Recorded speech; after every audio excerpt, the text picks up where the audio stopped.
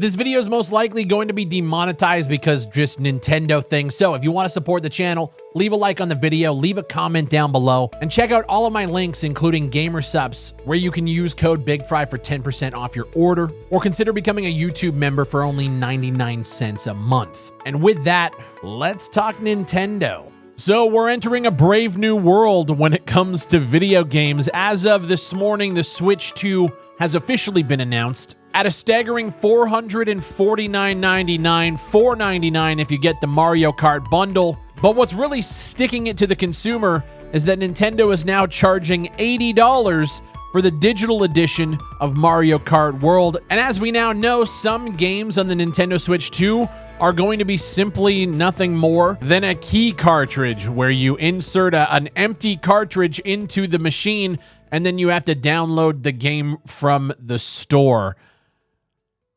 Holy shit.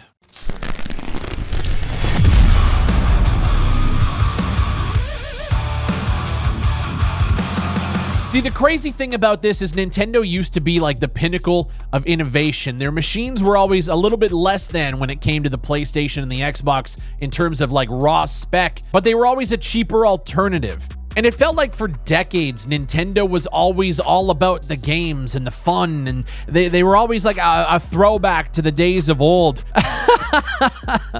I'm just glad that the internet has finally caught on to the fact that Nintendo is kind of a piece of shit company. I want to start with the console itself. Now, the Switch 2, by all intents and purposes, actually looks like a pretty solid machine. Larger screen, bigger Joy-Cons. It actually looks like something I would want to purchase. Unfortunately, if I want to pre-order, I had to have been a Nintendo Switch Online member for at least 2 years continuously, with an active membership on the day that pre-order is placed. The playtime of the games in the console that I have paid for is now going to affect the ability to buy the fucking console at launch.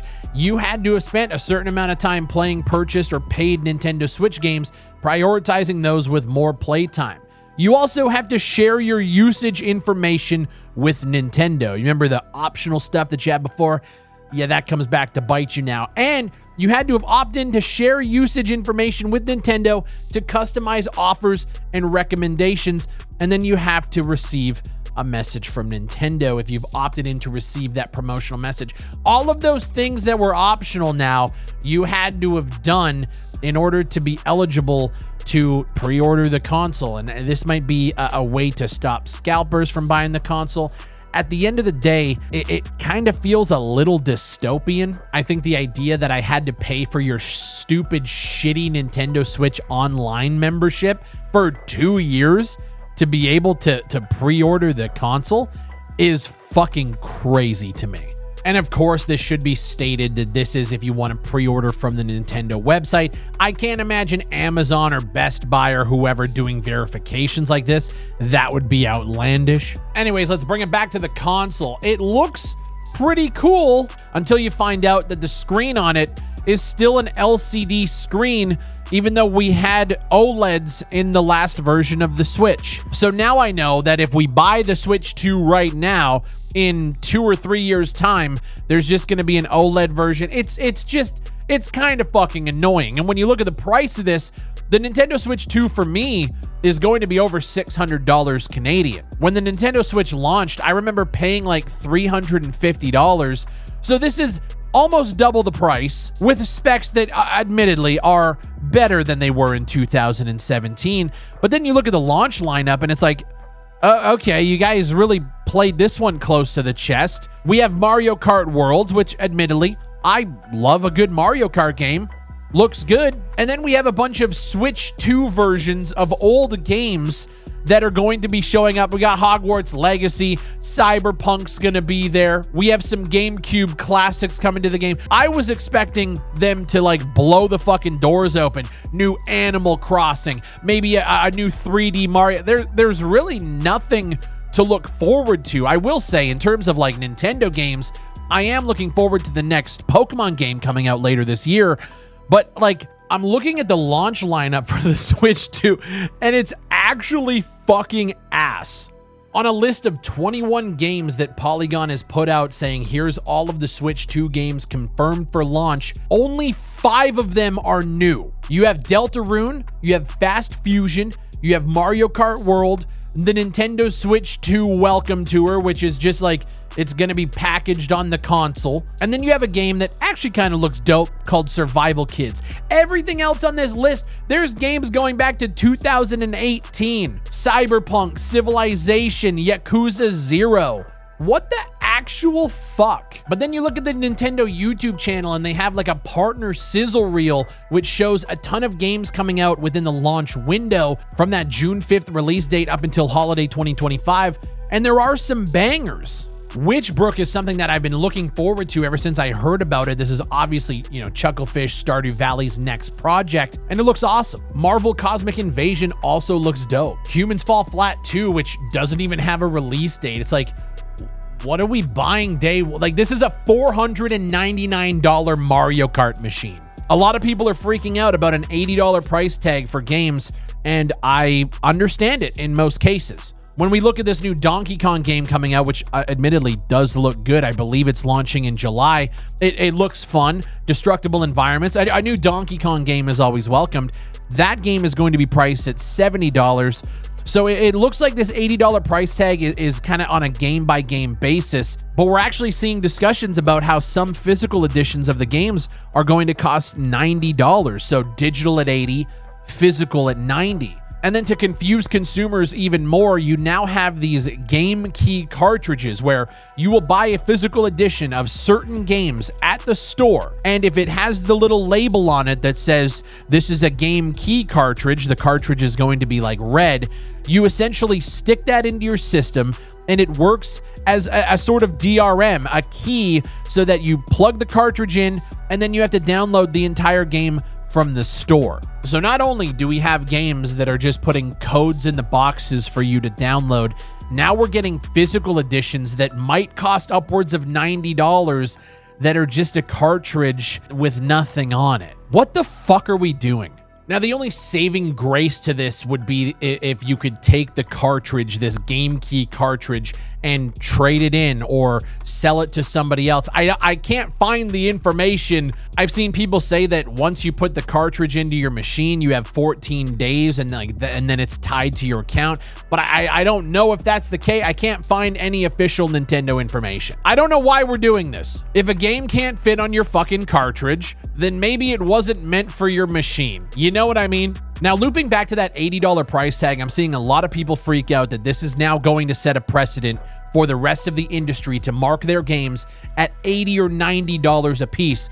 And yeah, 100% this is going to set a standard, which I think a lot of people, like, that's what people want to fight back against. Sony pushed the $70 price tag way back in the day. Now we're at $80, and Nintendo, of all companies, are the ones pushing that. Here's the thing. I am a true believer in a free market where you can put something out there that you think is valuable and people will fucking tell you if it is or isn't. I mean, this entire channel is me playing really, really shit asset flippy, almost borderline scam-like games that are charging just astronomical amounts of money. It's not that it's illegal, they can do it, but I'm going to be the one to make sure that these egos get checked. These games aren't worth that much fucking money. Now, the problem is the rest of the industry, the casuals, the guys who don't give a fuck, they're just going to buy, consume, which means we're fucked. No amount of bitching, no amount of complaining is going to change anything about the way that these prices are going. Everybody's been talking about GTA 6 going to $100. There is nothing you can do about it because people will pay the money for a game like GTA. Will they pay $80 or $90 for the next 3D Mario game? Yeah, most likely. But when we look at the pushback against games like Star Wars Outlaws, Assassin's Creed Shadows, I don't think those games could get away with charging $80. I mean, fuck me, they can barely get away charging what they're charging now. What I don't want to see is everybody now looking at subscription services, things like Game Pass, so you can get your games even cheaper now. All that's going to do is drive people to subscription services where you don't own shit. And at the end of the day, guys, I mean, we don't own anything that we're buying here. But I don't like the idea of subscription services taking over, because I believe that subscription services directly contribute to the mediocrity that we're getting in these games. Because if somebody buys into Game Pass $20 a month or whatever the fuck it is, they're not going to care if a game is good or not. Yeah, I played it on Game Pass. Not a big deal. I just went back to Call of Duty, whatever. The amount of times I have heard that statement said, it's directly like, dude, I remember when Outriders came out. The game was not worth the fucking money they were charging, and not a lot of people bought it. But the people who did play it, yeah, it's okay. It was kind of lame. I played it on Game Pass. I just uninstalled it real quick. It directly leads to like people accepting mediocrity. And so as these game prices bloat and these companies just continually just run on insane over-bloated budgets, the entire industry loses. And the thing is, though, is I also can understand the other side of it. Like, the people who really love Nintendo games and get like quality hours out of those games, I can see them making the argument that them paying $80 for Mario Kart, them paying $80 for the next, Legend of Zelda or whatever, I can see that being actual value for these people. At the end of the day, people are going to pay what they believe they think the product is worth, and there's really just nothing we can do about it. That is what a free market society is. I believe that I would get enough hours out of a GTA game to make that $100 purchase viable for me. Guys, I collect Pokemon cards. I play Magic the Gathering. My eyes have been opened to just how cheap the gaming hobby actually is. But the problem is we're all enthusiasts. If you're watching this video right now, chances are you're looking at every single game release that is coming out and you're debating whether or not you want to buy that game. We spend way more than the average consumer does when it comes to the games we play. So of course, we're looking at $80, $90 for games, potentially $100. And it's like, holy fuck, we're calculating in our head how many games we buy in a year. And it's like, there's absolutely no way we can afford it. What this is doing is it's pricing the enthusiasts completely out of the market. And you, instead of buying 12 games a year, probably more, you're buying 6.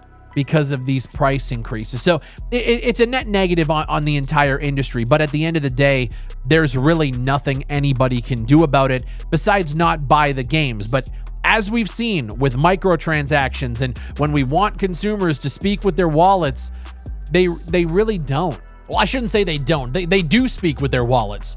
They just empty them onto the counter when they're buying these new games. Like, that's where we're at. And I hate it, because I'm looking at this console, I'm like, I'm excited for a lot of the games that are announced that are coming out in the next like 6 or 7 months. And so my brain is like, okay, if I don't buy one at launch, and let's say I want to wait for a Black Friday sale later on in the year, is the console even going to be available? Are we going to have another PlayStation 5 situation where they were selling out everywhere you went, you had to put your name on a list, and then turns out there really wasn't a lot of good games for it anyway?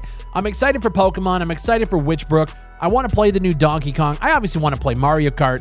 There are some games that I think I could see some value in picking up the console. But then on the other hand, they're doing things that are just so inherently anti-fucking consumer that it's tough for me to even make a video and be like, dude, this is like super sick, dude. Because we have to talk about all of the issues. We have to talk about the good and the bad. And there's some bad here for sure.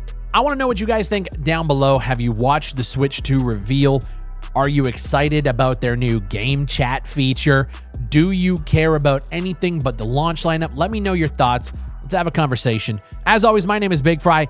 Leave a like on the video. Subscribe if you haven't done so already. I don't usually talk about Nintendo stuff, but this is a new console launch, and I think that there's some things here that are going to ripple effect and impact the rest of the industry, so I wanted to talk about it. Have a great day, guys. My name is Big Fry, and I'll see you on the next one.